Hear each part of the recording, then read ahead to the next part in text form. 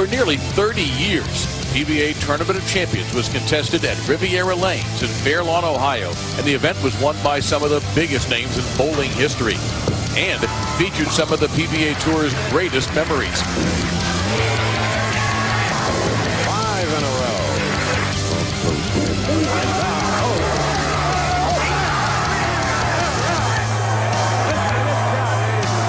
For the PBA's 60th anniversary and for the first time since 1994, the Tour's signature event has returned to its home here at AMF Riviera Lanes in Fairlawn, Ohio.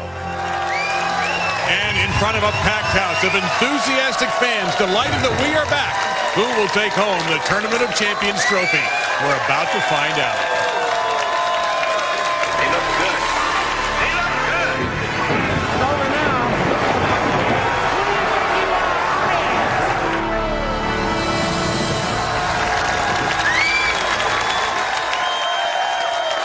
Here are your 5 finalists for the PBA Tournament of Champions. The number 5 seed from Rahway, New Jersey is a 2-time collegiate All-American, Matt O'Grady. The number 4 seed is making his 3rd career TV appearance from Greensburg, Pennsylvania, B.J. Moore. He is the reigning PBA Player of the Year. The number 3 seed from Orange, New South Wales, Australia, Jason Belmonte. The number 2 seed is making his first TV appearance from Holly, Michigan, Andrew Anderson. He owns 7 PBA Tour titles and 1 major. From Gothenburg, Sweden, the number 1 seed, Jesper Svensson.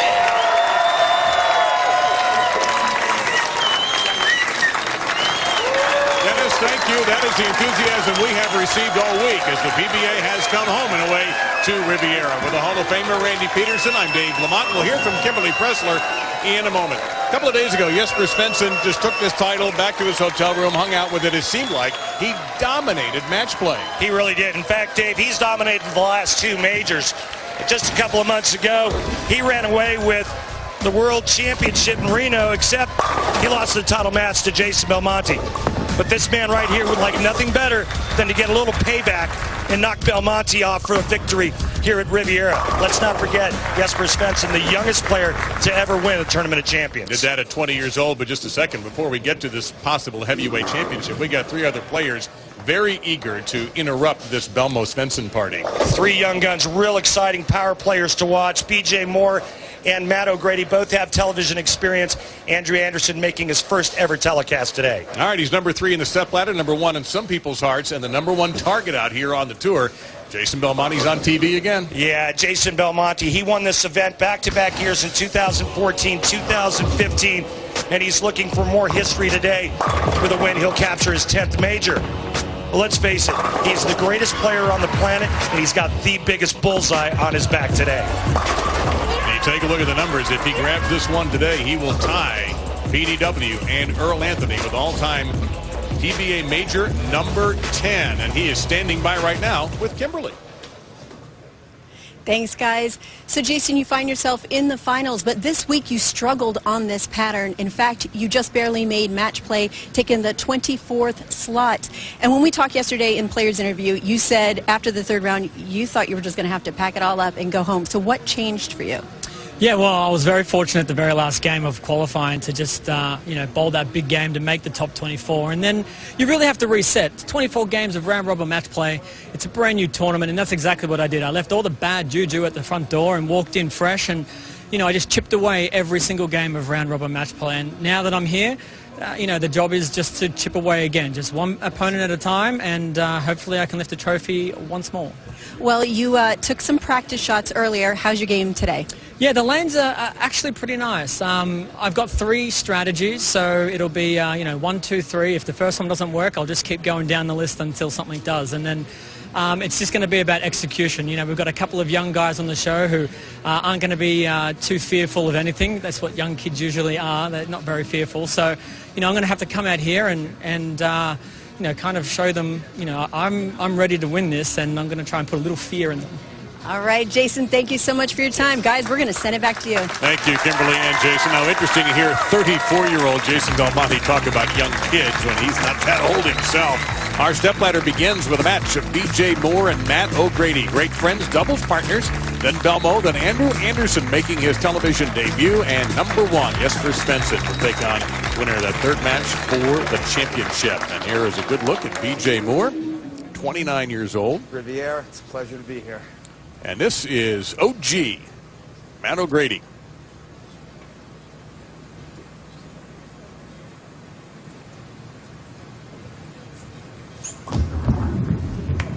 And that is just a hair off. One of the nicest guys you'll ever meet. One of the young guys, and just a super kid.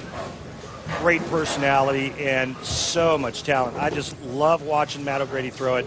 He's just so unique, and what a talent, and just a great person. Made 2 appearances on TV in the 2016 World Series of Bowling. He was on the winning team in USA versus the World, and then in the Shark Championship in that 4-person format, he was number 4 and did not go on into the finals. In fact, 2016 was the last time we saw B.J. Moore on our air. Second in that Scorpion Championship. Tommy Jones beat him there.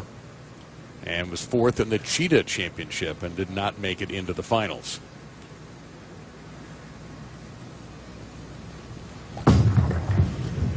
That's got to hurry. And he broke up a sleeper back there to leave a single pin. And another great young man, B.J. Moore, him and his wife Tania, just had a new addition to their family. And Tania is there. In fact, if you look right there, just over BJ's left shoulder, you just got a little glimpse of the new mom, and the baby's not here. Tania's mom is watching the baby in Pennsylvania, a couple of hours away. There's Tania, by the way, a very accomplished bowler in her own right. Absolutely.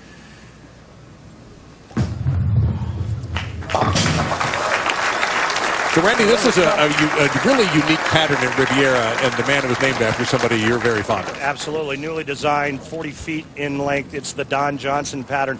Don Johnson was my last bowling coach, the late, great Don Johnson, the Kokomo kid.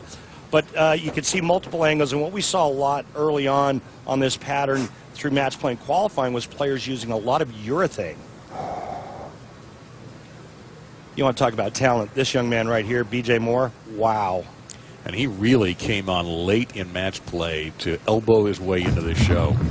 Nope. You heard him say nope, and that looked like almost the same shot.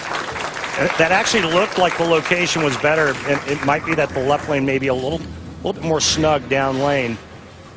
B.J. Moore, as you mentioned, was in 19th after the first round of match play. And then he said he went and drilled 3 new balls and went from 19th to 7th and then hopped into that 4th seed the last 8 games of match play. So he's 2-2 with that pin. And take a look here at Matt O'Grady. And you take a look at Matt, he is fit. He told me earlier today, and I couldn't believe this, but from a year ago, he's dropped 30 pounds. And I never thought he was that heavy to begin with. Right, I didn't either. But he is in premium shape and has really spent the last several weeks devoting himself to his workouts. Beautiful. I'm talking to both BJ and Matt O'Grady. I asked them about their grip as we take a look at Matt O'Grady's swing. Very loose. Up at the top of the swing. This is what we typically see with all of the power players now, that straight arm with the backswing and then the forward arm being forward, that straight line, just open shoulders, and then that big snapping of the wrist and elbow at the bottom of the swing. Lay off. He asked for it to lay off. And that's a rough one for Matt in this third frame. Got it just up the lane, a hair, and it goes through the nose, and he pays for it.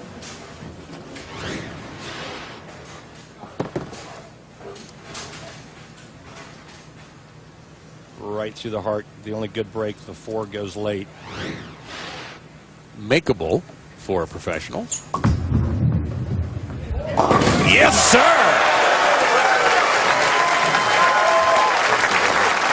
And this will, without question, be our hammer tough spare replay. Well, he converts it perfectly, and the good news is he was working on a strike, so he doesn't lose count. Throw the 3 over into the 7. Well done, young man. And a little bit of a psychological swing back in B.J. Moore's lap here, as he might have thought that O'Grady would leave something on the deck. Okay, 3 in a row, same leave. He likes that shot. You could hear him say it's pretty good. He's just a little firm right now, and that's, you know, this whole pattern is real tricky. That's why a lot of players use urethane. He needs to get just a little bit softer with that location. One thing you'll notice as you watch the show today, on the way we're set up, very often we have bleachers off to the player's immediate left, as this will be 3-3. But in keeping with the tradition of the way it was done in the long run in Riviera, we have got the seating the way it used to be. We'll take a look at B.J. Moore's arsenal. Hustle HYB is what he has out there right now. Well, the fire marshal wouldn't let any more bodies in the building. That is true, actually. Marshal Holman wanted to, but the fire marshal said no. Yeah, we had folks, I got here almost 2.5 hours before airtime, and there were people already waiting outside the door. They were lined up in a 90-degree angle to walk through those famous doors at Riviera today. Oh, my God, I thought that was flush. Unbelievable. One of the fastest pocket 710s you'll ever see. At this point right there, Randy, I was going to call that a strike. That messenger actually went behind the 10, and it was so fast I could hardly see it. Awful break for B.J. Moore. Well, 3 710s have been converted on television in the history of the tour. And bang it. And not bad. Well, this got pretty close to that 10-pin hopping up on the back of the pin deck right there.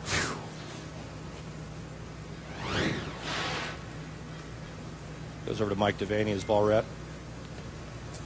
Trying to get a little intel. There's a sweep away of the 10-pin for O'Grady. Come on. Nothing good ever came easy. And Matt's arsenal, Hustle Inc. What he's out there with right now. College bowler at William Patterson in New Jersey, a 3-time junior Team USA member.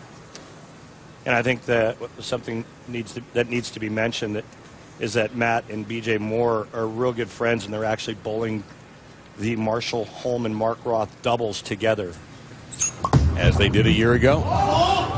That's a little light and leaves a sleeper back there. This time the 8-pin's hanging out. I was going to try to get you and me into the Roth Holman doubles, but that would have been great. They said they were full. Did they? Yeah. Oh, okay. Well, that's a shame. Yeah. Because I think we would have taken it. And they said we couldn't have any handicaps, so. 6 for 6 on the 2-8 spare conversions. And who would have announced it if we made the show anyway? That would have been another dilemma, so best we didn't do it. 7 for 7 is O'Grady on that. And our ABC Sunday Showcase game presented by the United States Marine Corps sees the Cavaliers and the Celtics for the 3rd time this season. You will need a program to tell this Cavalier team apart, but LeBron is still there. That will be 3 o'clock Eastern, noon Pacific on ABC. And, of course, you can see it on the ESPN app. And coverage begins with NBA Countdown at 3. Of course, this is pretty much LeBron's hometown right around here.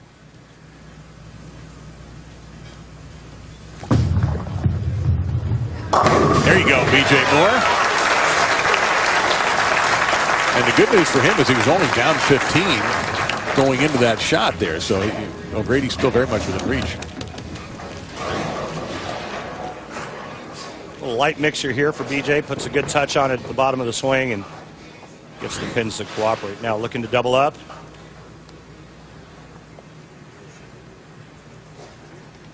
Cut the deficit to 5 if he strikes here.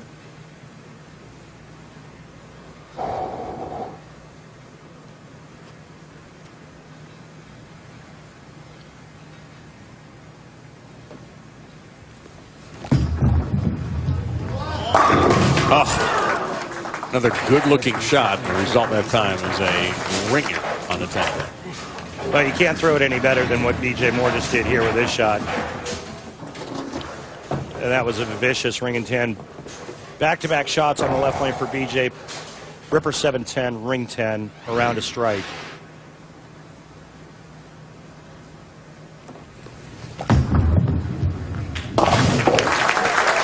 Come on, man. Well, Riviera Lanes has also played host to the 1993 Tournament of Champions. And back in April of '93, George Brannon III made history. He was the tournament leader and would go on to defeat Parker Bone III, becoming the first African-American to win a PBA major and thus far the only African-American to win the Tournament of Champions. And this will be Brannon's only major win. You knew him well? My old tour roommate, man. We grew up bowling together in Southern California as kids, and well, I'll tell you what, nobody threw it sweeter than George Brannon.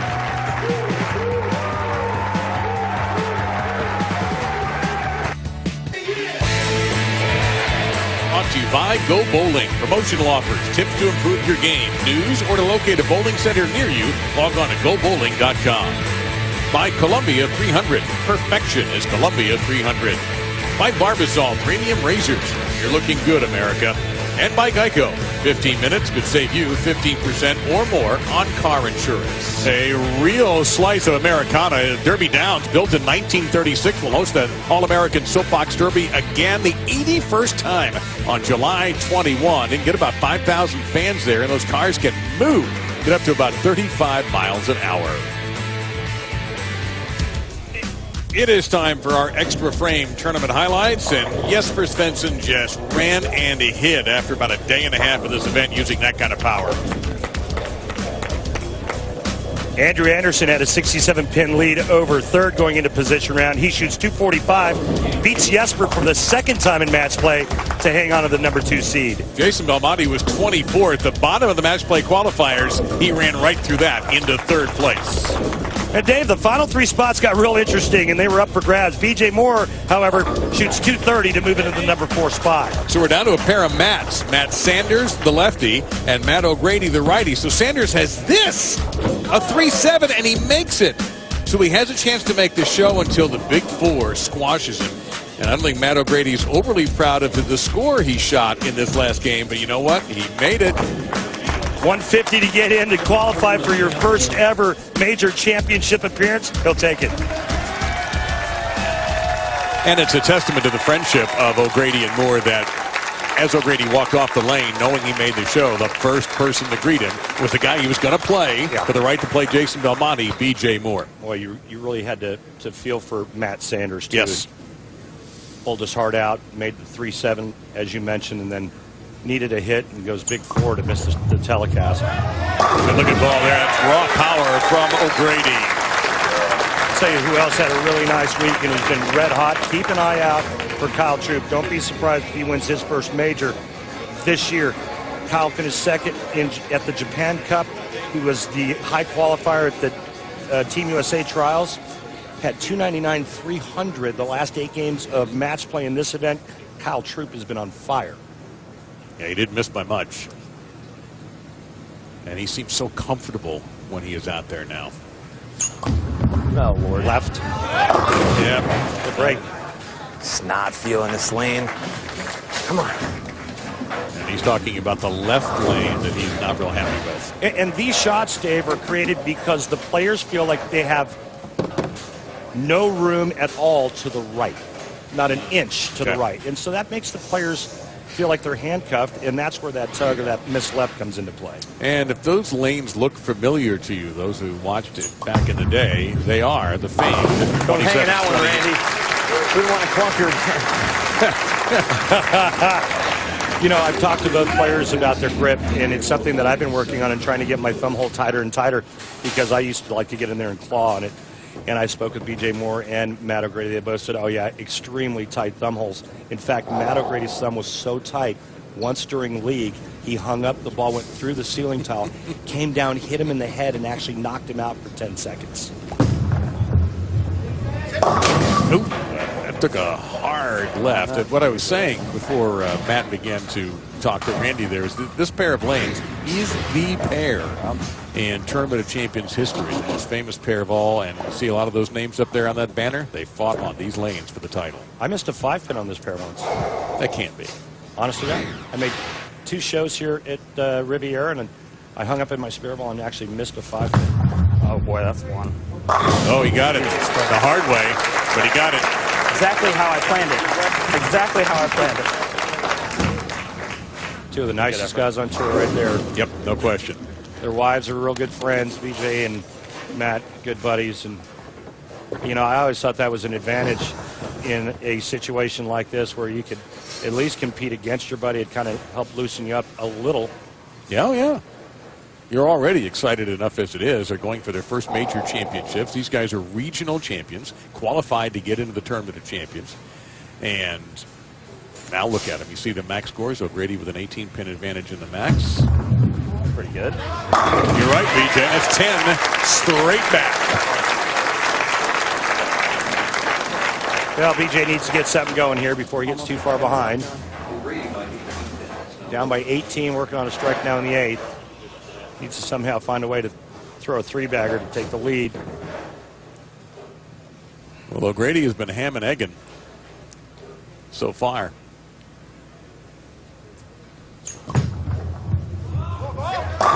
Well, there's a clear demarcation in which lane he likes and which lane he does not like. Slow the heart rate.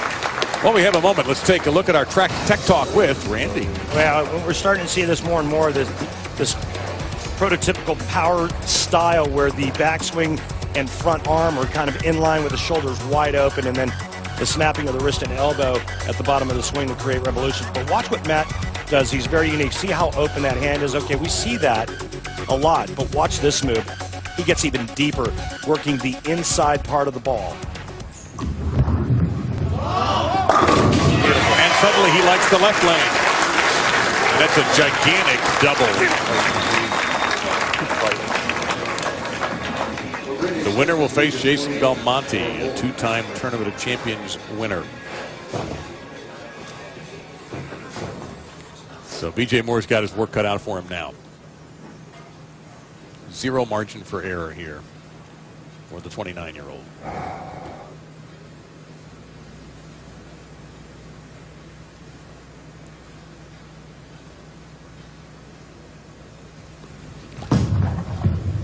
Got to go. Wow, did that ever go? We got Big Monday ACC, 7 o'clock Eastern tomorrow night on ESPN. Notre Dame against number 21 North Carolina. That'll be in beautiful Chapel Hill. This one's on ESPN and the ESPN app if you are out and about. What a gorgeous shot there by BJ Moore. Yeah, both players have an extremely high rev rate and power, and a lot of ball speed, and BJ Moore, that last ball, dead flush. The only thing that's going through his mind right now is throwing a double here in the 10th frame to force Matt O'Grady to get the first hit in the 10th. Again, the max for BJ is 212. Let's see what Lincoln's dad can do here. Remember the 2 terrible breaks for BJ Moore on this left lane. Oh boy, and that one through the nose. In the left lane, the undoing for BJ Moore today.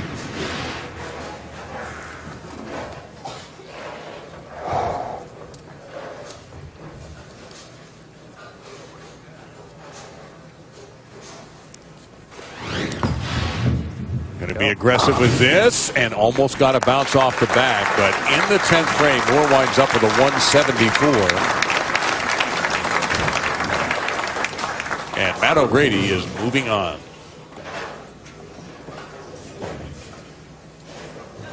And his reward is a match with Jason Belmonte. Well, I'll tell you what, Matt O'Grady is up for the task, and he's not going to shy away from a challenge. No, he said it earlier. Not worth it if it's easy. That'll help anybody's attitude. You want to be the best, you have to beat the best. Do you mean to be the man, you have to beat the man? Yeah, and 2 of the men are on today's telecast with Jesper and Belmonte. Yep, Jesper Svensson the #1 seed, who just crushed the field in match play. They were joking that he actually left the building the last 3 games and still held on to first. That's how far ahead he was, as O'Grady will put the finishing touches on a victory.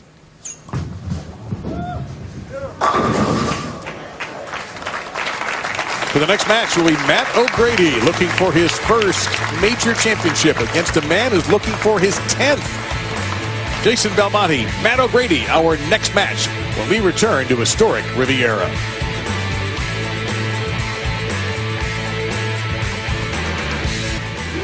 So we update the bracket with Matt O'Grady's win over his good friend B.J. Moore. Now O'Grady, the #5 seed, takes on Jason Belmonte in our second match of 4 to determine our PBA Tournament of Champions champion. Now time for today's Ebonite flashback. Let's go back to '84.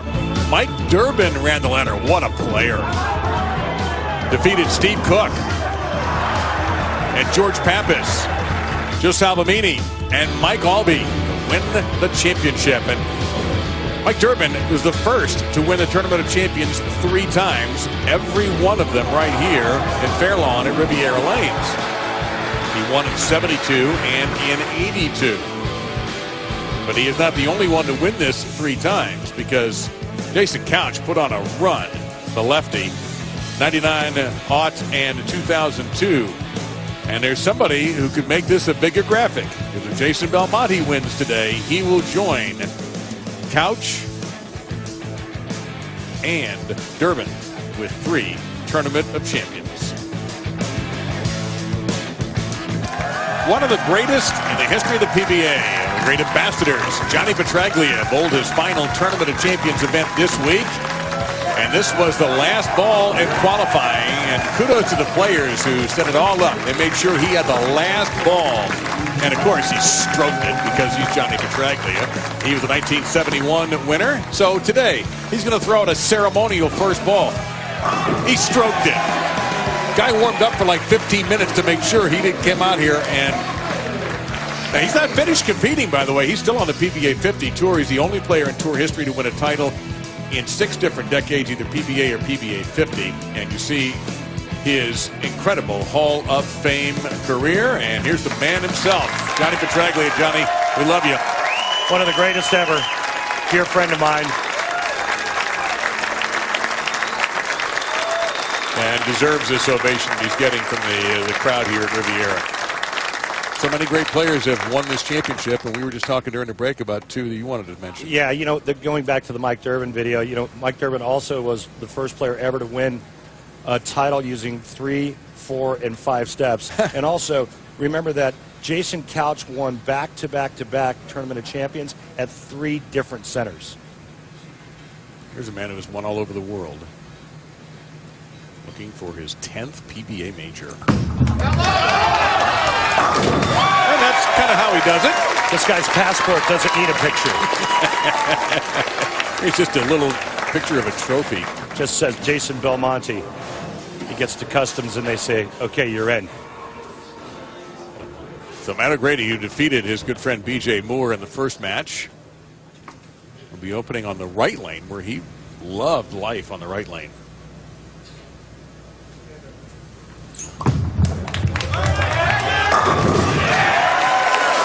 Belmonte, the higher seeds, making Matt finish on the left lane. Belmonte's going to hook it, or at least he is on the left lane, as we watch Matt O'Grady's line to the pocket much straighter.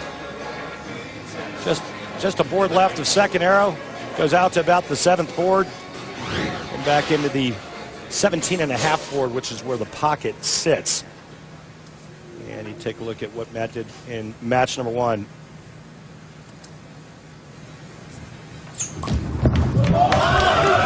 Snap straight through, and a 10-pin is smothered on a perfect start for O'Grady. He seems to have the left lane figured out. Well, it looked like he moved in a little bit and gave it a little more wrist. The amazing thing is we watched Jason win all those majors last year, is that every single time he had to have the shot in a game. He made it. Yeah, he's just a major championship monster. You look at the number of titles that he has. 16 titles, 9 of them majors. No, just a nasty left turn and a big hit for Belmo. Both players opening with doubles. Standing by with B.J. Moore is Kimberly Pressler. Thanks, Dave. So, BJ, you had some tough breaks out there. You had that 7-10 split in the 4th, and then you had that ringing 10-pin in the 6th. Randy said he thought your shots looked great. What was happening from your perspective? They were just a touch too firm. That's normally my miss. You know, same with the 2 pins. Everything was just a little too quick to get started. Couldn't really get my feet under me, you know, and just get the process started. So it's all right. It was, you know, we got here, so it's not too bad. Me and O'Grady are actually bowling the doubles here in a couple of weeks, though, so I don't mind losing to him. Well, you did get to bowl against your good friend here, and you became a dad this week, so it's been a really great week for you. Thank you so much for your time. Thank you. Yeah, he's only about 2 hours from home, so he and Padilla will head back home and see their new child as Belmo opens with 3 in a row. When you have this much power and speed, the pocket becomes so big. The 6 goes to the wall and slaps the 10 silly. We're going to have to put that 10-pin in concussion protocol. Matt O'Grady almost was. The story you told us that he told us yesterday about knocking himself out for a few seconds. Oh, no! Come on! Can't rotate the axis that much, sir. Well, he had an explanation for it. I just call it awful luck. And you would think that Belmonte would do more of this because of the angle. Matt much straighter through the front, a little less on the back part of the lane, and Matt O'Grady leaves the stone 9.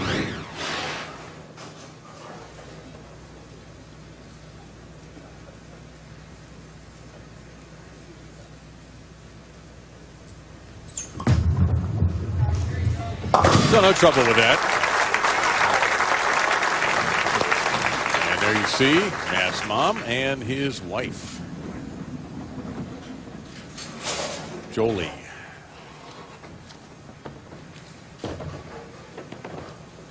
He said after that incident where the ball stuck on his thumb and went up through the ceiling and onto his noggin, he actually changed the thumb pitch and went to a quarter left and a quarter reverse in the thumb.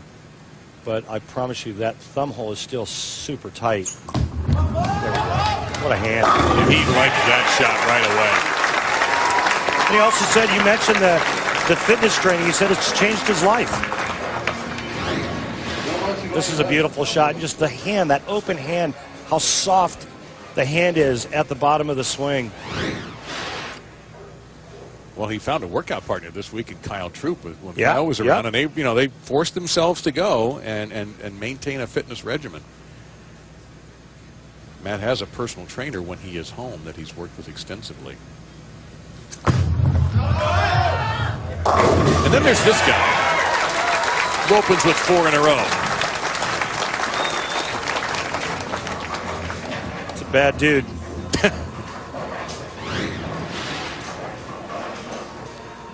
Shoulders wide open, a little bit of rotation.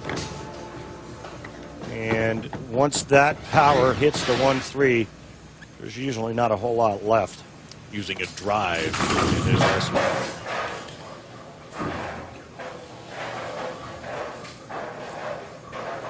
So you look, you see that one finger there, a little bloody.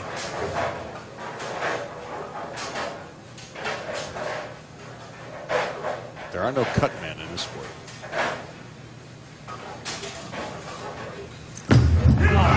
Oh boy.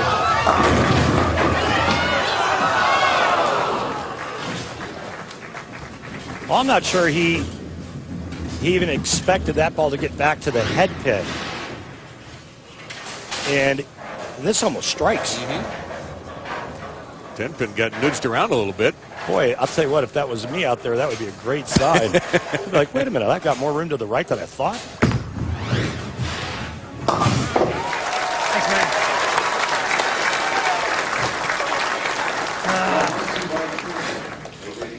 Well, if he needs advice, there's Marshall Holman and there's Johnny Petraglia. You know, that would be couple of guys too bad. There's a nice little group of Hall of Famers over there today. Larry Lichstein just to the left of Marshall Holman, who ran player services out on the tour forever. Harry the Tiger Smith to the right of Marshall Holman, another Hall of Famer. Oh, Grady, that time you see the 9-pin was the last to leave the deck, but it is gone. And that leads us to today's Columbia 300 fun fact, and we've had one or two of these already today. The ringing 10-pin is a shot where the 6-pin wraps quickly around the 10-pin, leaving the 10-pin standing and leaving the bowler miserable. It looks like this. Yeah, that's what it looks like when I bowl league at home. A lot of those. You call it the ringing 10. I call it something we can't use on the air. No, we don't. We want to keep our jobs. And you'd never know that was the lane that gave him so much trouble in the first game. Matt O'Grady has gotten very comfortable, and he is even through 5.5 for the #1 player in the world, looking for a 10th major championship on the PBA. Jason Belmonte.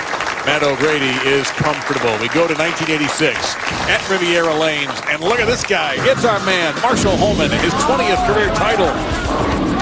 He beat Mark Baker to earn that second Tournament of Champions title. His first was 10 years earlier, made him the 3rd player in tour history to pass the 1 million mark. One of my favorite players ever to watch.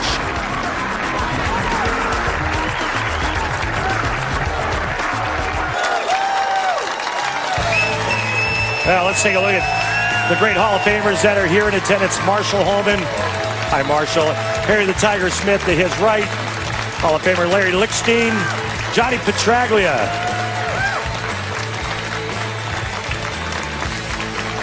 And I have a Hall of Famer sitting next to me, Randy Peterson. Our ABC Sunday Showcase game presented by the U.S. Marine Corps matches LeBron and the Cavaliers against Kyrie and the Celtics. 3rd meeting between these playoff contenders this season. They've split the first 2. 3 o'clock NBA countdown, noon Pacific time. It'll be followed by the game. And here is Jason Belmonte, who certainly knows he's in a fight.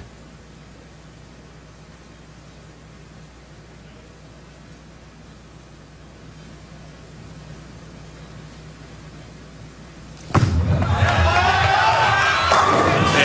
certainly knows how to handle himself in a fight. What a beautiful shot out of commercial for Jason Belmonte. And what a great match we have.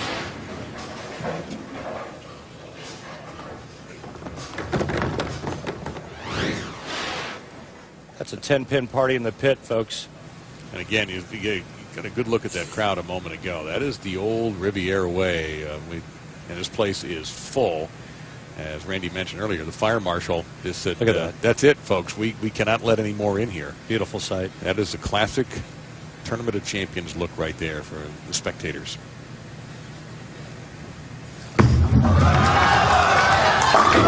Walked away from it. It was, yeah. Holy smokes. Yeah, well, if you like great shot making and a lot of power, swipe right. Yeah. Goodness. That was just filthy. What is it like to be that good at anything? Yeah, Matt O'Grady's got to match it. He's riding 3 straight. Hurry. White here. Gotta hurry. Nope. First crack in the armor. Come on, stay loose. Right with not enough hand equals 210.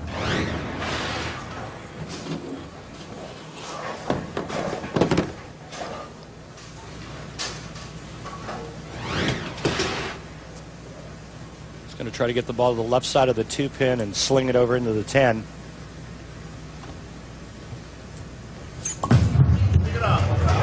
Oh, he was as bold as you can be. But all of a sudden, there's a hole in that scorecard, and he's down a dozen. Making 26 now. Well, big time opening now for Jason Belmonte.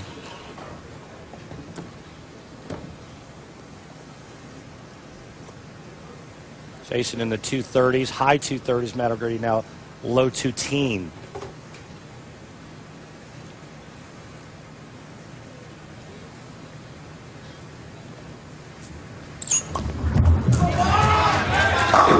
That's a perfect recovery. All he can do. And Matt O'Grady is absolutely ready for prime time. Still has a match score of 243. Beautiful shot here by Matt. And 6 goes to the sidewalk, kicks a 10 out. But this is all about Jason Belmonte and execution. And he is an executioner in these situations. Ouch. It's good. really good. I like that.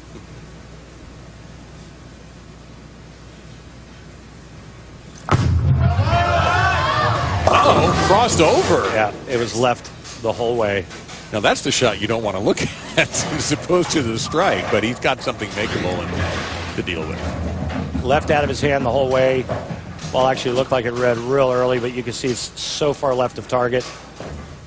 And fortunate to just leave the 610. All is forgiven, though, with a spare conversion. And he chopped it. Whoops. And just like that, Matt O'Grady's back in. Sorry, Dave. No, I was going to say those jumping jacks that O'Grady did during the commercial break, not in vain as he tried to stay loose. John, can I have a second re-rack, please? And that's a champion's idea right there. That's sort of a PBA version of a 30-second timeout and gives us a chance to tell you you can outfit yourself just like the pros with official PBA jerseys available exclusively at PBA.com. The jerseys are made from high-performance fabric and can be customized for each person or team. Click on the menu tab of the PBA.com homepage and select the Shop PBA link and get started.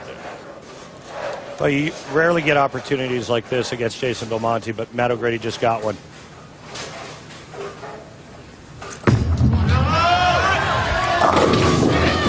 Wait a minute. Nope. Messenger sweeps wide. A soft 10.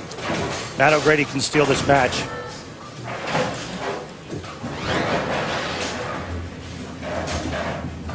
That ball wiggled right before he got to the 1-3. Jason comes in light, leaving the soft 10.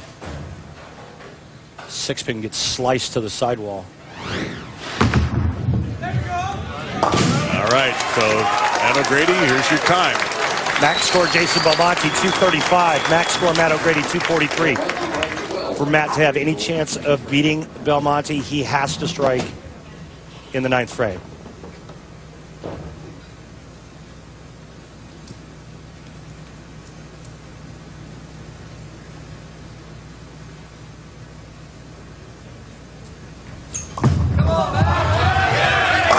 Perfect shot for O'Grady.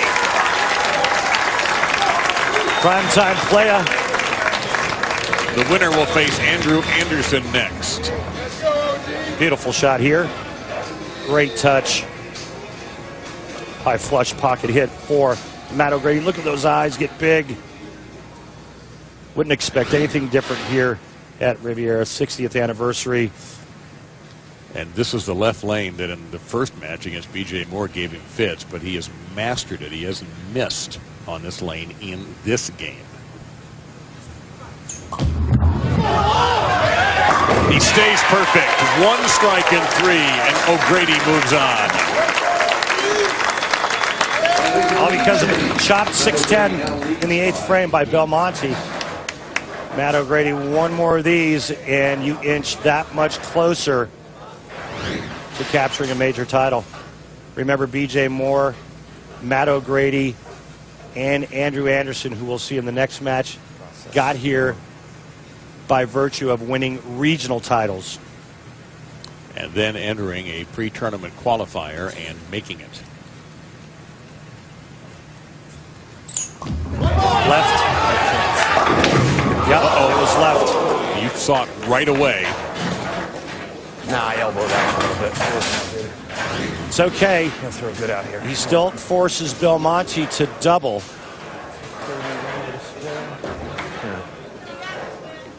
Yep. Let's watch his face, because he knows. Give it a chance. Looks like he muttered to himself. I guess if he's going to get number 10, he's going to have to earn it here.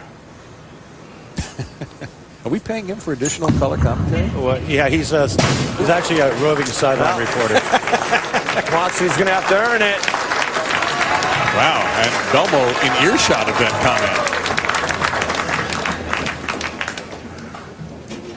By the way, Jason's done the math already. Yeah, he knows what he needs. Will he flip that switch? Now you see what he needs. Now O'Grady needed 2 and 3. Belmo needs 2 and 5. How many times have we all watched him summon those shots when he needs them? So here's the first one. Remember the last shot on this lane where he went high. This time he goes flush. One more is what he has to have.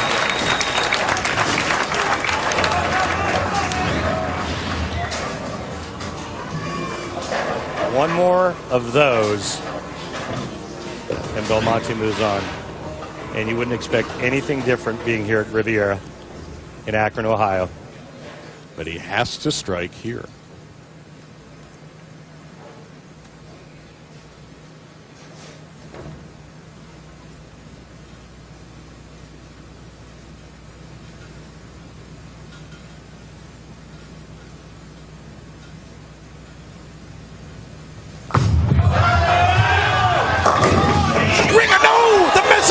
Failed him, and Rocky has beaten Apollo Creed.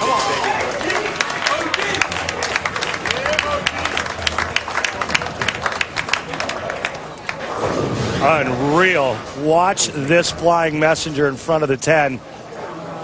And that's a hit that he counts on. All that power, all those revs, speed. He counts on messengers like that to carry. It is so shocking to see that pose from Jason Belmonte instead of the one we usually see. He's holding a trophy. That's the world's best right there. You never know now. Matt O'Grady, Andrew Anderson, two players seeking their first major, are going to face off in our penultimate match. The winner to face the top seed, Jesper Svensson, for the TFC title. The PBA Tournament of Champions is brought to you by Go Bowling. Promotional offers, tips to improve your game, news, or to locate a bowling center near you, log on to gobowling.com. By Brunswick. Find your next ball at bowlwithbrunswick.com. By Barbasol Premium Razors. You're looking good, America. And by Motive Bowling. Get motivated. That is the Cuyahoga Valley Scenic Railroad right here in Northeast Ohio. And, of course, it runs through the Cuyahoga Valley National Park.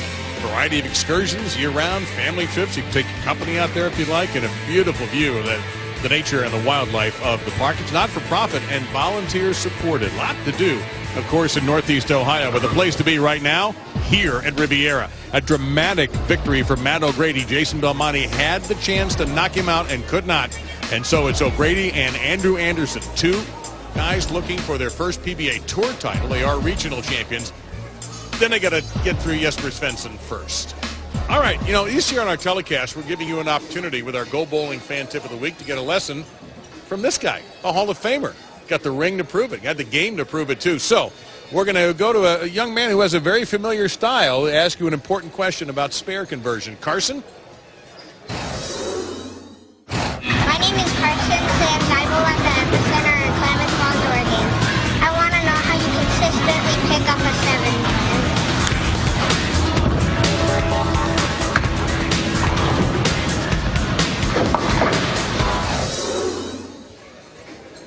Well, first of all, Carson, I think you're awesome, and I love your style. The one thing you want to do is you want to try to flatten your hand out a little bit. Keep your roll more end over end so you don't have that little down lane curve. If you watch Jesper Svensson and Jason Belmonte, they're very good at getting their spare balls to roll more end over end and thus avoiding that little back end move. Or you can just watch Jesper.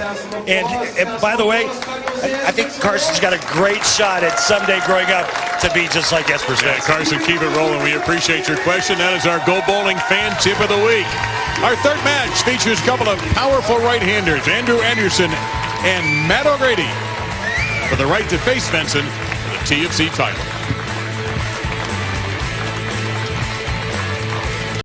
'70 Tournament of Champions right here in Riviera Lanes. I've watched this, and I've never forgotten it either. Don Johnson, for a $310,000 bonus, he'd already wrapped up the title,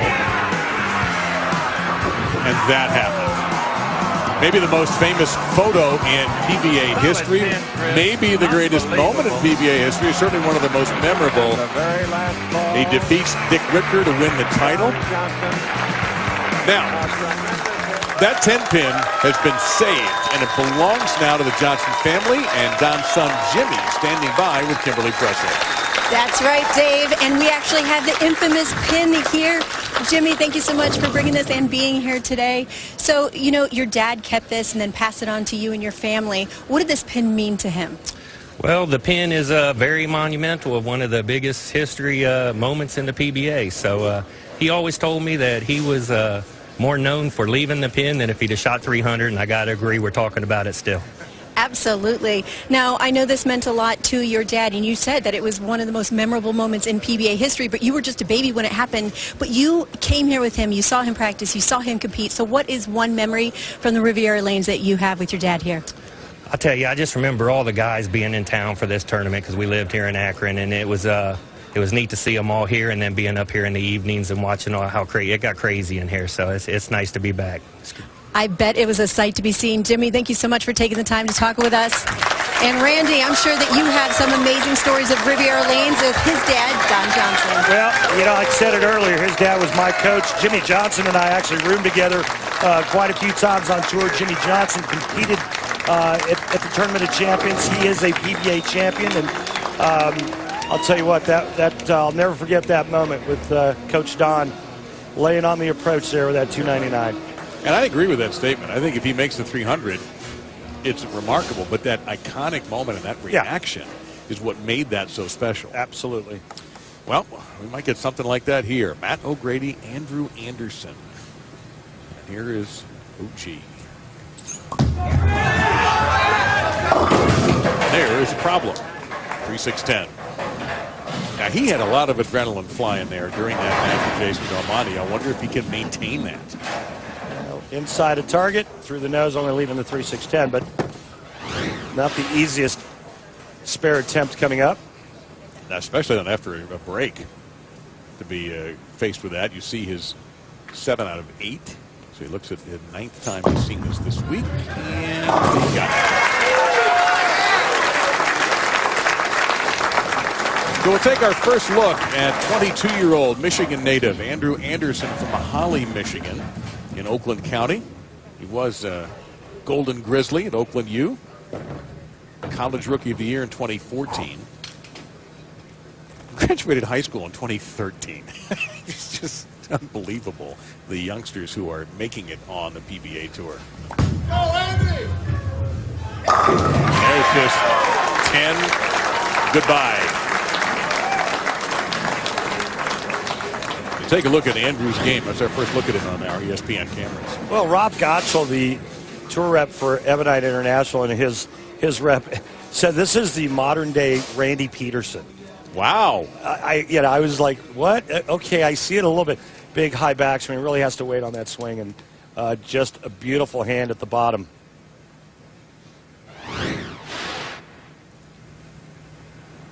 His best finish on tour, he was 3rd at an extra frame event in Middletown, Delaware, the Gene Carter's Pro Shop Classic. Get he there. goes for a double there, and a 10-pin stands in the way.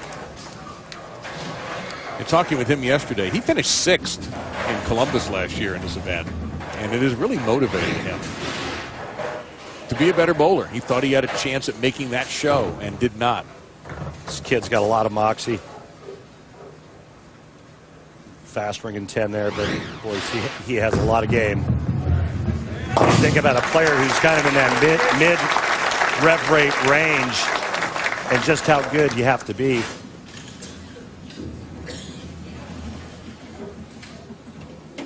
So here is O'Grady. Again, both these players have won on the regional tour.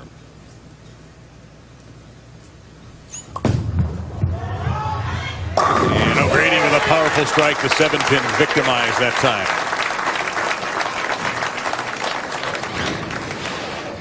I'm sure the gang in Linden Lanes in Linden, New Jersey, happy about this shot. Matt's pretty happy about that shot. His eyes are very expressive today. They're a window to his score. I really like his nickname, though, OG, and I'm guessing that doesn't stand for Old Goat. No.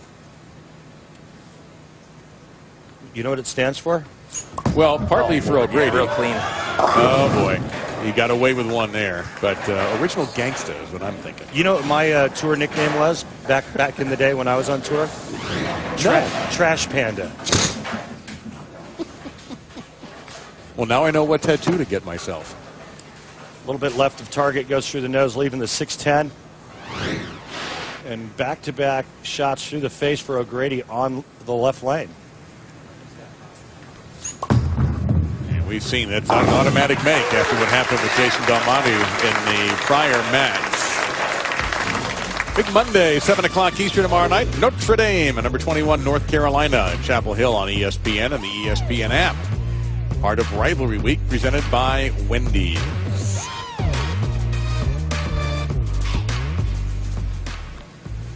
So we mentioned Linden Lanes is the home house for Matt. Andrews is Holly Lanes in Holly, Michigan. Runs the pro shop when he's not competing.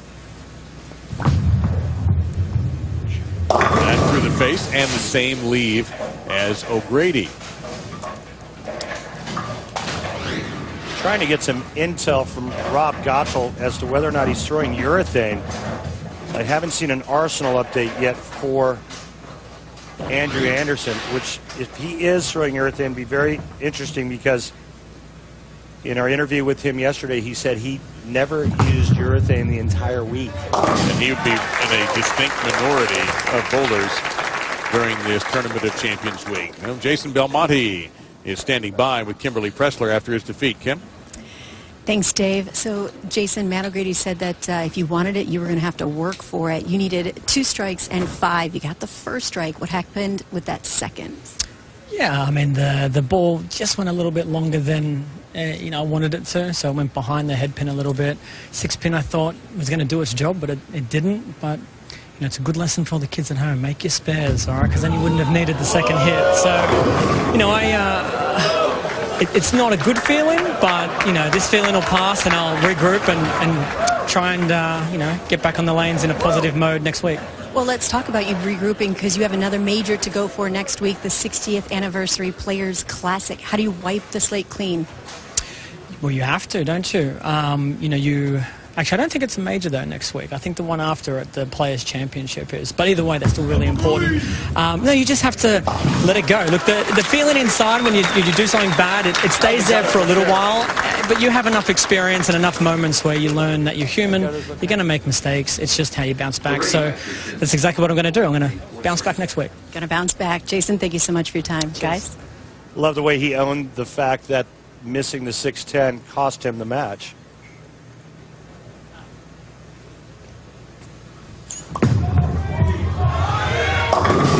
Oh, man, he broke up about 4 splits with that carry.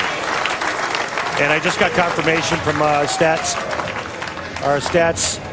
guy, Mike Edwards, that Andrew Anderson is in fact using urethane, and this is going to create havoc on the lanes as we take a look at our Barbasol close shave as O'Grady trips the big 4 out for a strike in the 4th.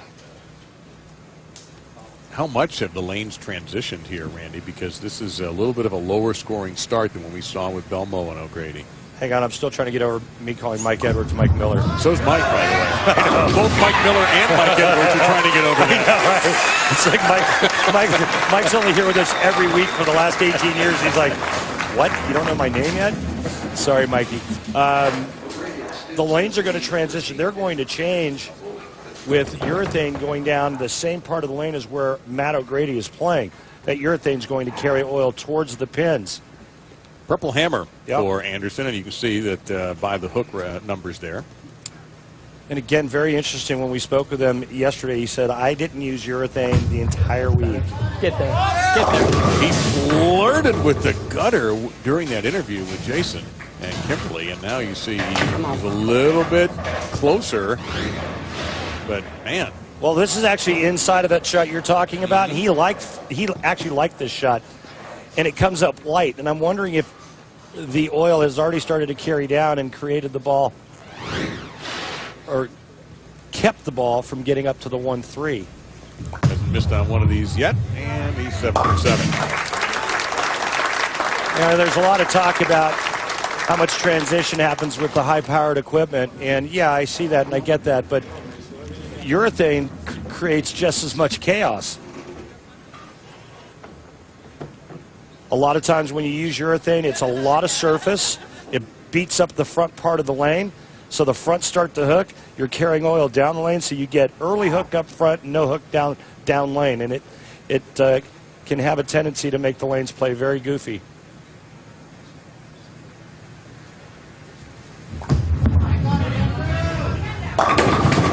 17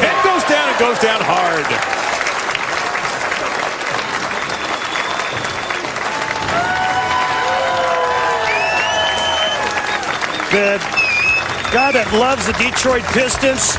Well, tell you what, he just put 10 in the pit with a messenger coming across, taking out the 10. Oh, yeah, and love the react. Take that. And part of winning the Team Masters Championship, as Tom and Allie have done, they get a trip and a very nice seat here at Riviera for the Tournament of Champions, and possibly dreaming about doing this themselves one day. In the meantime, Randy, let's eavesdrop on Rob Gottschall's conversation with Andrew Anderson. I'm in. The first shot over here was up the lane, so I opened the angle a little bit, and then I missed it. If I hit it, it comes off. AMF Riviera Lanes. Yep, lots of frames. On this PBA Lanes. Got to make sure that he catches it at the bottom if he's going to get it out just a little bit. We saw him go 2-pin light both times on the right lane. So Grady off a double. Steps up to the right lane.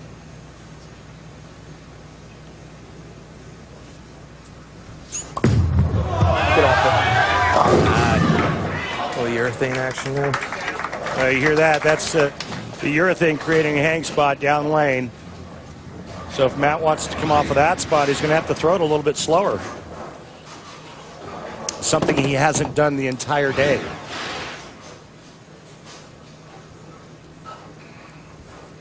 Actually missed one of these 2 pins once during match play and qualifying. Not going to miss this one. Well, PBA's Big February continues on Extra Frame as live coverage of the Go Bowling PBA 60th Anniversary Classic starts Tuesday morning from Woodland Bowl in Indianapolis. PBA Hall of Famer Marshall Holman will help call out the action, so do not miss out. Get your yearly, monthly, or 3-day subscription today by clicking on the Extra Frame link in the menu section of PBA.com. He has announced some summer Extra Frame events as well that I know Randy will be involved with, and Randy also frequently pops by when he and Marshall. That's a pair you need to listen to if you want to learn about the game. Okay, Messenger sweeps the leg on the 10-pin. I think this is the most transition we've seen today with the oil pattern, and that's because of the urethane being used by Andrew Anderson, creating a little bit of carry down.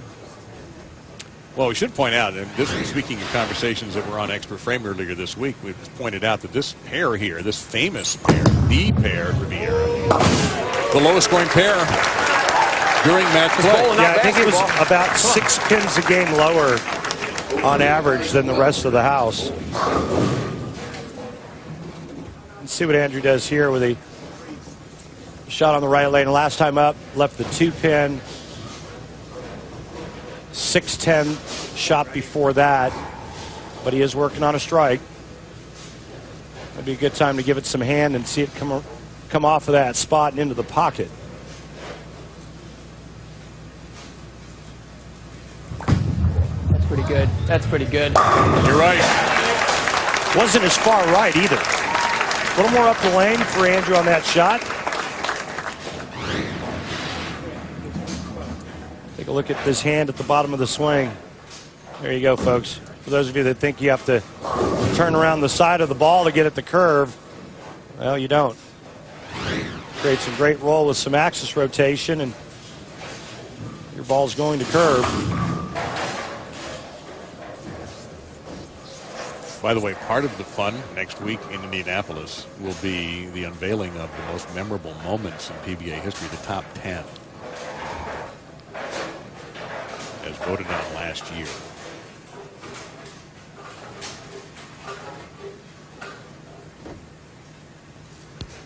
One more, Andy. Shimmin. Shim. No, sir. Washed out.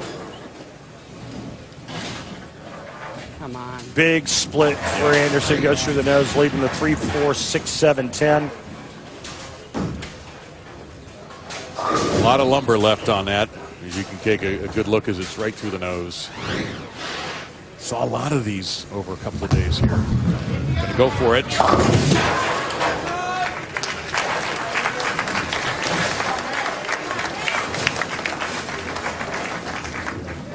A back and forth match with another with the first open of this match. And the bad news for Andrew is it's like 2 opens. He loses count as well. So 5 on the double and then 3.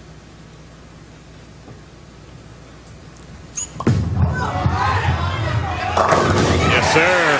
Beauty. Yeah, that drove right through the heart of the pins. Jesper Svensson awaits the winner. Well, if you're Jesper Svensson and you see what's happening to the right side of the lane, right now he's probably he probably has to sit on his hands to keep from waving hello to everyone. Svensson, the two-handed lefty, won this title in 2016 and 20 years old. As O'Grady requested a re-rack, he goes to the left lane. He's had mixed success today. First match really struggled. Second match he couldn't miss, and this particular game has been a little bit more difficult for him again. Almost pocket 710 last time up on this left lane.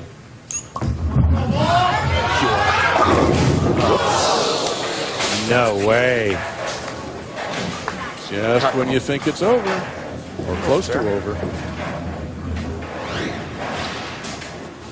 Boy, this looks pretty good too, and then just kind of catches friction late and goes through the nose, leaving the 4-9. Let's see if Matt can slide the 4 into the 9 and maintain that nice lead. He's seen this one before, saw it last game. Oh, and missed it again. Same thing happened. He was wide left both times. And just like that, Andrew Anderson, welcome back.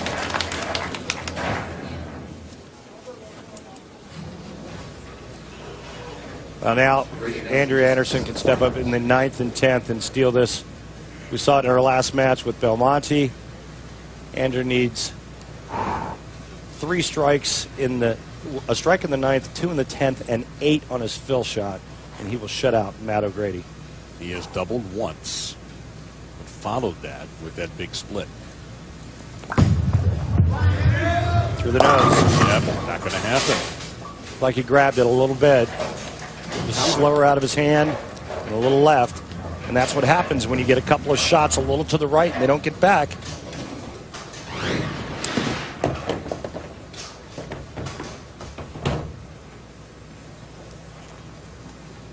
Definitely left of target.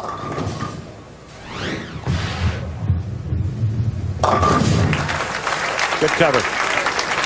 No matter what, though, he cannot shut out Matt O'Grady.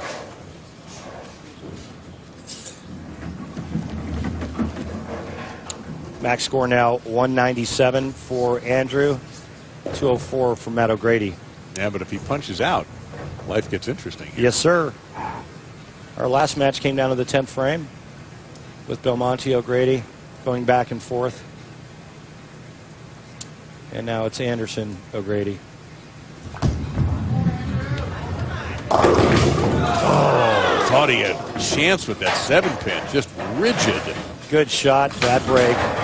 But then again, you could say the same for Matt O'Grady, who could have tripped either the 4 or the 9 in the 9th frame. Pretty good shot here. Leaves that soft 7. Now Matt O'Grady will just need a mark. Any kind of mark for O'Grady, he moves on. Yeah, but in this game, it's not automatic. This has been a difficult game for both bowlers to find any kind of rhythm. And O'Grady is coming off of a split in the 9th. But he struck every ball but once on the right lane.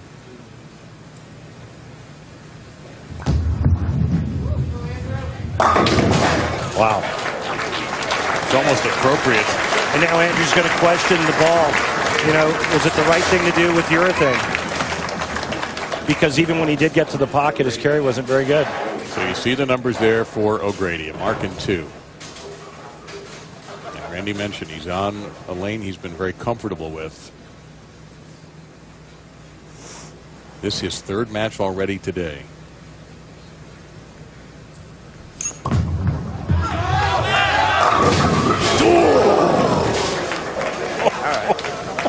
Man. Kick save and a beauty on that 10-pin. He's got to convert, otherwise he'll lose by 2. Beautiful shot here by Matt O'Grady. And the 7-10 once again. standing for just a brief moment. I mean, this should be academic. You can make a 7-pin in your sleep, Matt. Going right at it. Stay behind the foul line. Needs 3. Keep it on the lane. Stay behind the foul line. I'm sorry, 2. Not 3.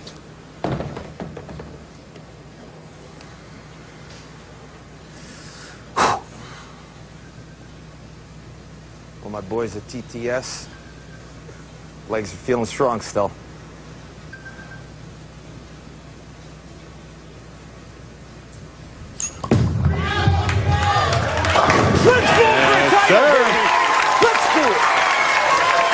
Matt O'Grady from number 5 to the title match against Jesper Svensson, and a chance to put his name on the banner that hangs at Riviera today.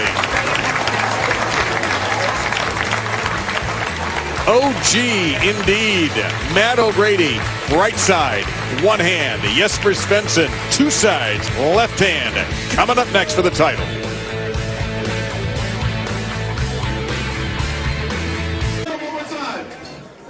Our ABC Sunday Showcase game. Get closer to it. Presented by the U.S. Marine Corps. It's the Cavaliers and the Celtics, 3rd time this season. Big day for Paul Pierce. They're retiring his number in Boston. The teams have split the first 2 games. You'll see the next one with NBA Countdown today at 3 Eastern, noon Pacific on ABC on the ESPN app. And it's time for our Geico Championship recap. All right, match number 1, Matt O'Grady against good friend BJ Moore. And it was all about Matt O'Grady striking in the 8th, 9th, and 10th. He converts that big split there, the 3, 6, 7, 10. And finishes strongly. He takes down BJ Moore 219 to 174. And match number 2 featured Belmonte, the Beast, from New South Wales, Australia. Jason had a chance. Matt O'Grady gives him a slight opening in the 10th frame. Finishes with strikes in 8th, 9th, and 10th, but 4-9 opens the door. Belmonte needs a double, gets the first hit, and then massive messenger in front. Belmonte loses by 4. Now Matt O'Grady has made it through a victory over Andrew Anderson as well. And our last match that we just saw, Matt O'Grady, Andrew Anderson. This one came down to the 10th frame as well. Andrew could have struck out in the 9th and 10th to shut him out. Instead, it's a shaker 7 in the 10th. O'Grady needs a mark and good count. And gets it. 194-185 winner. Go bowl for the title against Jesper Svensson. And take that trophy with him. The PBA Tournament of Champions trophy. Or will it go back to this guy, Jesper Svensson, who won it 2 years ago? The number 1 seed versus number 5 is next for the title. Follow Matt O'Grady's path to the championship match. First, he defeats BJ Moore, 219 to 174. Then, in an exciting match that came down to the 10th, O'Grady takes down Jason Belmonte by 4 pins. Then, another grinder that came down to the 10th, and O'Grady beats Andrew Anderson at 194 to 185. Now, we'll see our two-handed, left-handed power specialist, Jesper Svensson, against Matt O'Grady. And we take a look, Randy, at the oil prior to competition. Yep, nice and fresh, no streaks, no lines. And now, well, you can see the laydown area there on the right side. Left side still looks pretty good. And then the track area right there inside of second arrow. Right side of the lane getting pretty beat up. Let me just add this. Andrew Anderson used urethane a lot during the week. It was Matt O'Grady who hasn't used any urethane. And, you know, Andrew's whole deal was using urethane and opening up his angles. But unfortunately, it didn't work. This man, Matt O'Grady, sticking with what got him here. He's been using reactive resin the entire week. He's sticking to his game plan. This finale will be presented without any breaks. So no interruptions. And a stiff 4-pin for O'Grady to start. And that's okay, because I thought that was worse than that. That ball looked like it was left, fairly well left of target, and it just goes 4-pin. That's always a good sign.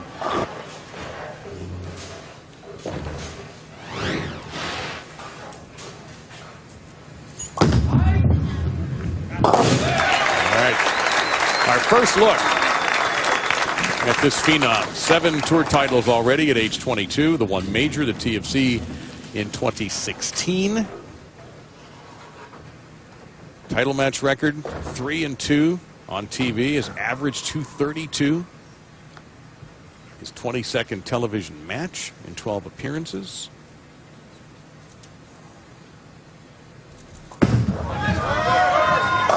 And he has a problem right away with 4-6.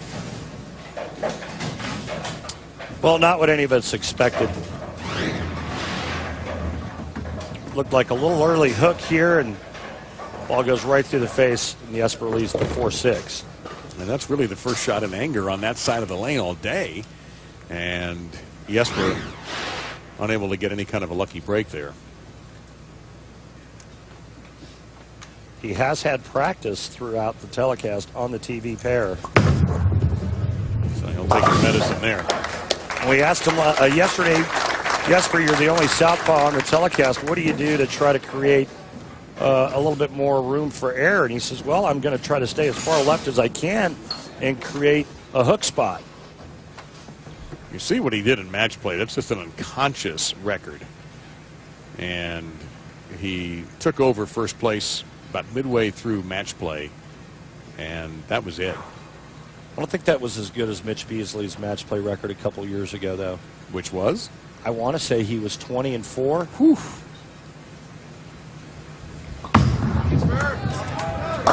That's more what we expected to see.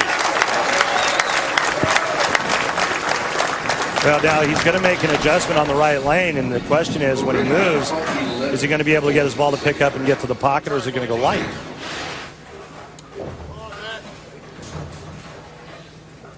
So here is Matt O'Grady. 4-time regional titleist. He won 2 last year. Oh, flush. Beautiful. Well, we got SportsCenter tonight, 10:30 Eastern, with Kenny Mayne and John Anderson. I'll take a look at that Celtic Cavalier game we've talked about, and a look at the new Cavs. Stephen A. Smith will talk to you about the Eastern Conference and a great high school football feature that's fighting for a title after those horrible wildfires they had in California. That's SportsCenter, 10:30 Eastern on the app, of course, and on ESPN. Where you are right now with Kimberly Pressler and Randy Peterson. Dave Lamont, Mike Edwards is with us. Mike Miller is probably watching somewhere. And we have a great group here working on this telecast. Seen that movie before. Again with a 4-pin on lane 27. Historic Riviera Lanes. Man, I can't tell you how many memories I've had over the years, or throughout the years here, and just what a great venue in an event here in Akron. Jeez. That's the second time. Get the thumb out. It's online. Just get the thumb out. You don't want that thing getting airborne. Now, that's the second time he's dribbled one down on that 4-pin conversion.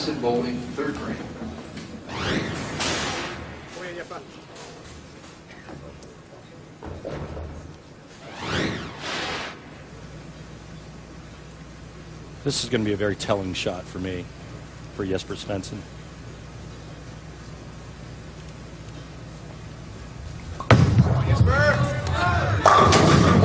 What does it tell you? It tells me that everything's fine.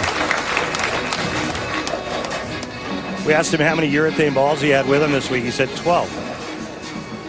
And once he went through enough of them, he found the magic ball for match play and threw the same ball for 24 games.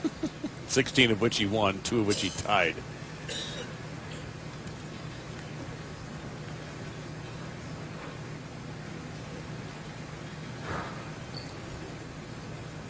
He's got his right wrist bandaged up a little bit. A little trouble with it over the summer in 2017. He says it's fine now.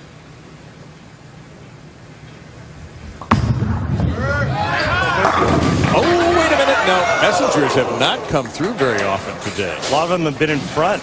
Yep.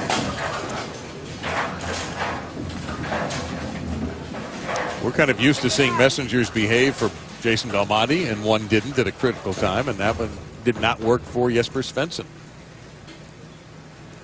All about making the spare now, though. Well, here's Two-pin match if he converts. for our guy Carson, who asked about. Remember Carson? Yeah. Watch this. Make me look good here, Jesper. Oh boy.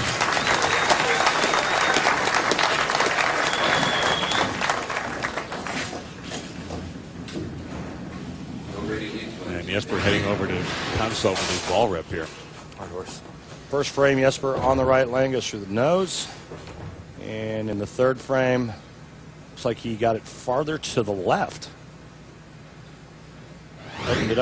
Opened up his angles just a little bit more.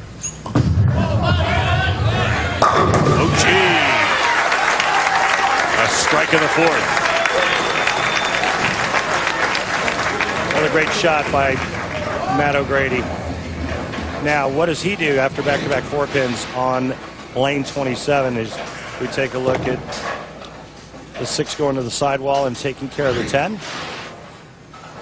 What is the adjustment? Is it opening up the angles? Is it moving his feet left, leaving his target the same? Is it moving 2 and 1 left, 2 with his feet, 1 with his target?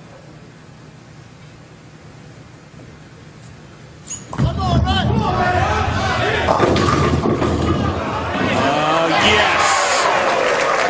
Once again, we went through a catalog of splits before one pin was left behind. Well, you heard him say you can't get firm. He got a little firm there, and the ball doesn't pick up down lane. So this is a huge break right there. Let's see if he bounces this spare as he's bounced the other 2 on that lane. Nope, that was smooth. Now he used his regular release at that.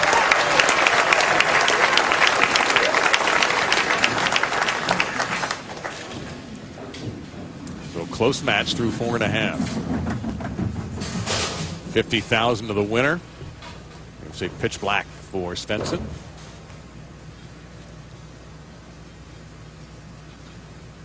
And looking for his second major. Won the 2016 TFC at Fire Lake.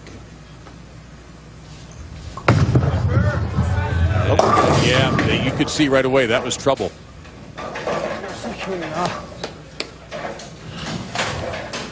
I'm going to just go out on a limb and say this was a poorly executed shot where it was up the lane again.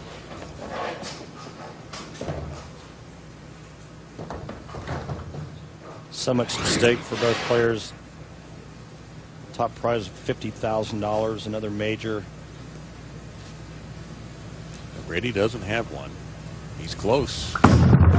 Jesper, he keeps looking down at his feet, Randy. Just on his spare attempts. Yeah. He had a little footing issue the last couple of spares that he shot at. But he's converted both, and it was on both lanes.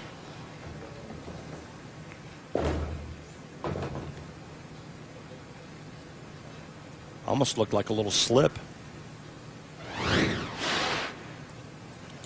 Down 4. Remember, we are not breaking. This match will be presented to you uninterrupted. Back on the left lane, and this is a lane he gets to finish the match on. That's a little bit more like what we're used to seeing with this guy. Complete control.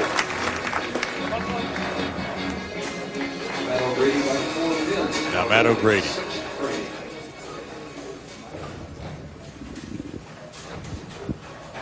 And in case you're wondering, the last player to climb the ladder and win all 4 matches and win Tournament of Champions was Dave d'Entremont back in 1996. Did you ever win a tournament from 5? My first tournament ever. Beautiful shot by Matt O'Grady.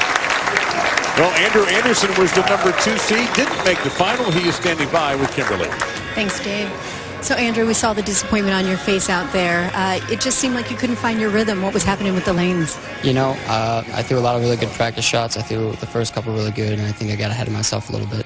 You know, you start looking into later in the game, and I got caught up in it a little too much. Good. Well, I know that you're disappointed that you're not moving forward, but you know what? You just joined the PBA a year ago. Fast forward a year, and you find yourself in a major. You got to be proud of that. Yeah, it was a great week. You know, I would have liked a little better outcome, but we'll get it next time. Yes, you will. Thanks so much. Guys, we're going to send it to you. Thank you, Kimberly and Andrew. Congratulations on a fantastic week and for making the show. Matt O'Grady with yet another 4-pin leave.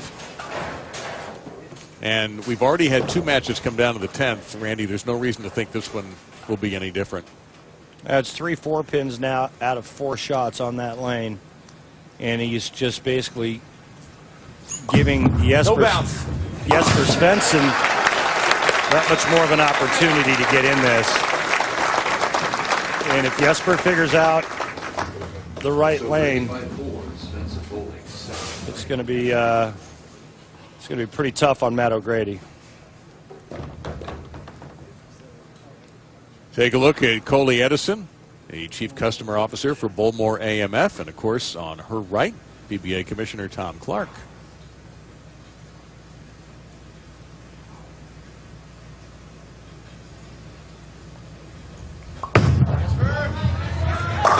Oh, an unbelievable ringer on the 7. He can't believe it.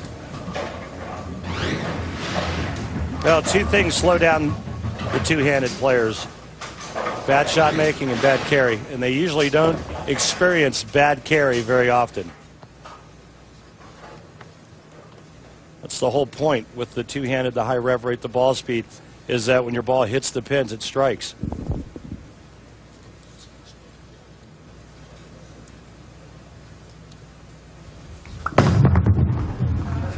All right, handled very calmly. Don't forget, next Sunday, part of Big February continuing on ESPN, the 18th at 1 o'clock Eastern, we will be the Go Bowling PBA 60th Anniversary Classic from Woodlawn Bowl in Indianapolis. During a telecast, we will unveil the top 10 most memorable moments in PBA history. So, what do you think they're going to be? What will land in the top 10? There are so many great moments. It would be extremely difficult for me to pick just 10. And last shot there, Carmen Salvino. He'll be bowling in Indy next week. Jesper hating this shot. He just, we've seen him a lot, and I've never seen him look so uncomfortable.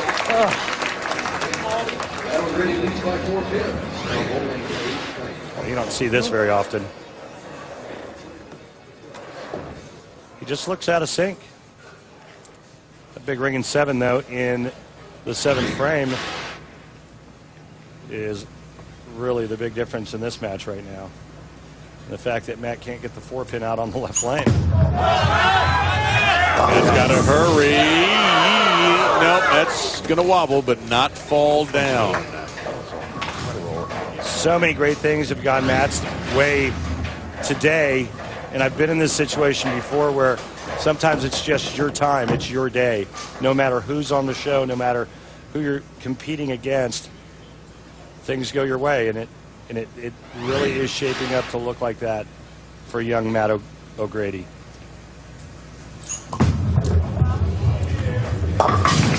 Oh, yeah.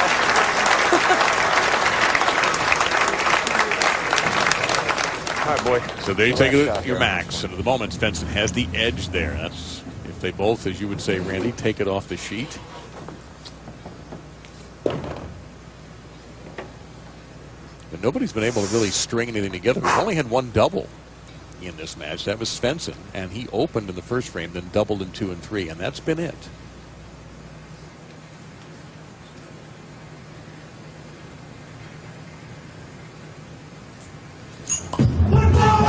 Want that one, baby. Take him out, baby. Give it a chance, brother. Give it a chance. One-man motivational speaking force, Matt O'Grady. Well, he opened up the angle just a little bit more and gave it the good touch at the bottom. It gets back and carries the light mixer. But right now, if Jesper Svensson strikes on this ball, he cannot be shut out. But it's the right lane.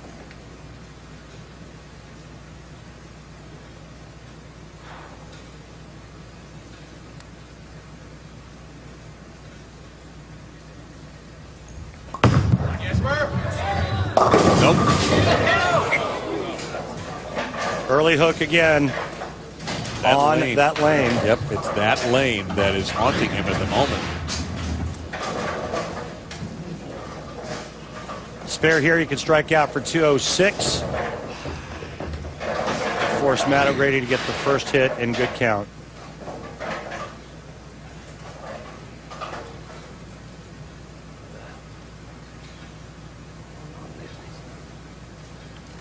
Jesper looking to become the 10th player in PBA history to win 2 Tournament of Champions. Right. So yes, it's going to come down again, 3rd straight match to the 10th frame.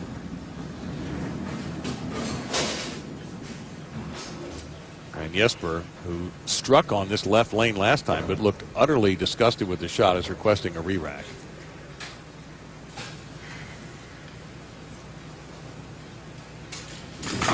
It seems like he never really had a good picture. And it's, you know, it's unusual because everything we were talking about is a good idea to be number 1. He was not the number 1 seed. He had a whole side to himself. Yeah.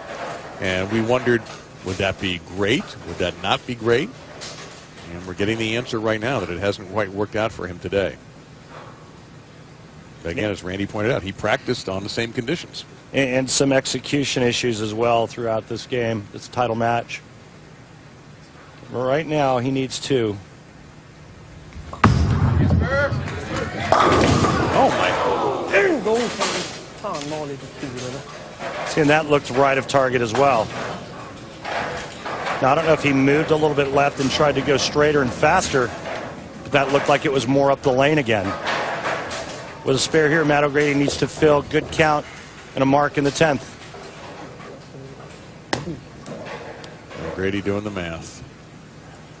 He's been real good on the right lane, only going 2-pin the last time up. Everything else has been a strike on that right lane.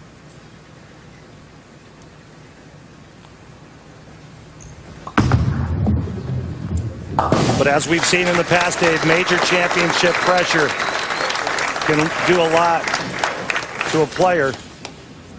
Even a champion like Jesper Svensson, who has won this event before in Oklahoma 2 years ago. And he has taken his sweet time about this last shot. And we'll take another re-rack. You get the Iceman icing his opponent. It's going to make Matt sit and wait as long as possible to think about truly the biggest shot of his young life. These lanes were chosen for a reason. 27 and 28. Championship in the years that it was contested at Riviera on those lanes.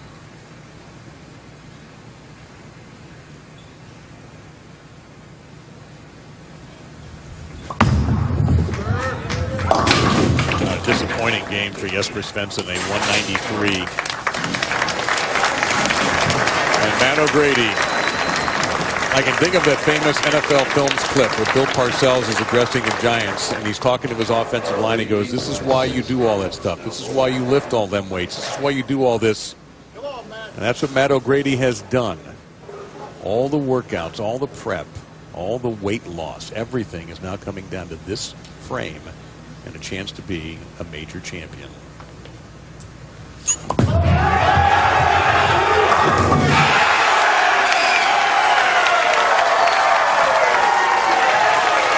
And he's done it. Hard work beats talent every time, baby. Matt O'Grady, his mom and his wife reacting to the win. He took down the top 2, Belmonte and Svensson, from the number 5 position to grab that trophy. Don't hit yourself in the head with that, Matt.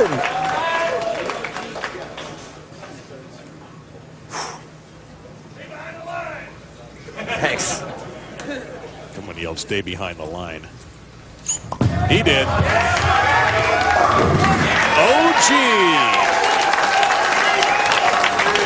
wins the TFC. I thought it was over a couple years ago to hoist the Tournament of Champions. I still got to throw a shot, don't I? Take your time, Matt. You're a champion, Matt O'Grady. On top at the Tournament of Champions at historic Riviera.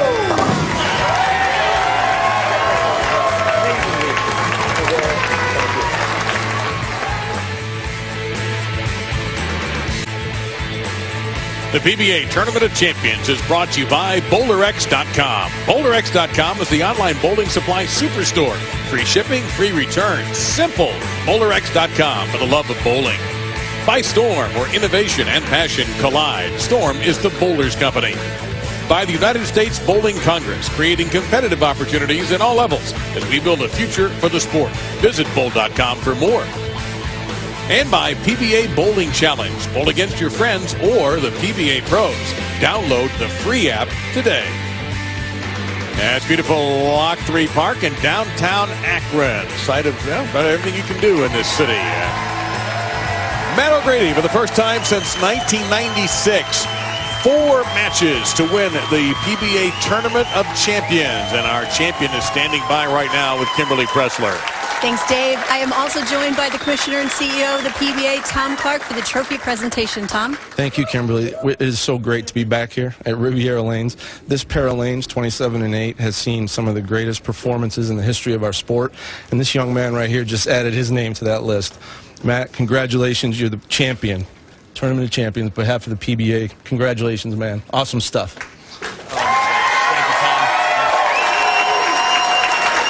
Oh, Matt, I see you getting a little emotional over here. Very exciting matches. You went from 5th to 1st. Talk me through how you stayed present, because there were a few times there we got a little squirrely, but you stayed in it and you won it all. Discipline. Really focused on that since the World Series of Bowling. I haven't been very disciplined in my life, and I started a new fitness regimen it's made me realize that I could break through. Those last couple of reps that are so hard, and obviously, you get through them and you can accomplish anything. You definitely can accomplish anything, but you know what? You have won regional titles before, but now you are a major champion. How does that sound? I feel like I'm sleepwalking. I think you're going to have to wake me up on Monday in Indianapolis. I'm still not going to believe it. And then your mom and your wife are here celebrating with you. What does that mean to you? To have my closest friends and family here in the front row, I got everything right here in Akron, at Riviera nonetheless. I can't even believe it since I've been a little kid. This has been a dream come true!